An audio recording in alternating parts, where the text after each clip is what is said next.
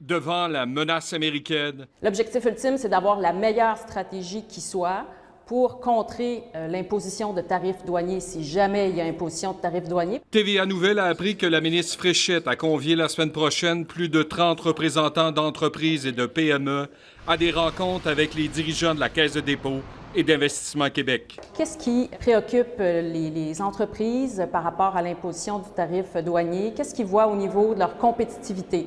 L'impact, par exemple, sur leurs ventes potentielles aux États-Unis. Aussi, est-ce que les États-Unis ont des alternatives d'approvisionnement au Québec ou sont pris pour s'approvisionner au Québec? Est-ce qu'on a des substituts qui existent ou pas? D'avoir le secteur économique, les entreprises sur le terrain qui sont capables d'appuyer le gouvernement là-dedans, ça démontre notre force et notre importance.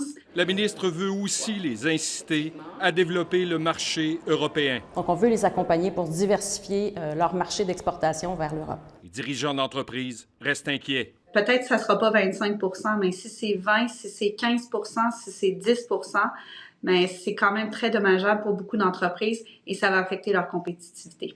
Son collègue de la sécurité publique a réuni mardi des représentants canadiens et américains afin de discuter de la sécurité à la frontière, une des préoccupations de l'administration Trump.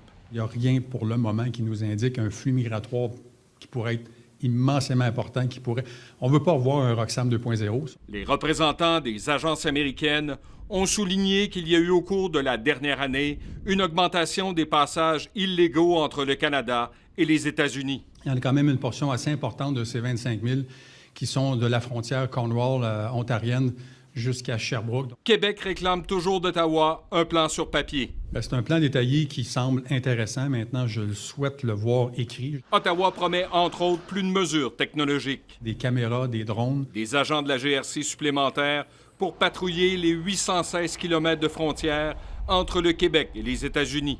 Le redéploiement peut se faire très, très, très rapidement si on voyait un flux de migrants qui décidait de traverser la frontière. À Ottawa, on presse le gouvernement Trudeau de dévoiler aussi son plan. Le premier ministre a perdu le contrôle d'immigration et de la frontière. À quel moment l'aura-t-on? On a déjà investi de façon significative pour augmenter les effectifs. On va continuer d'investir. Alain Laforêt, TVA Nouvelle, Québec.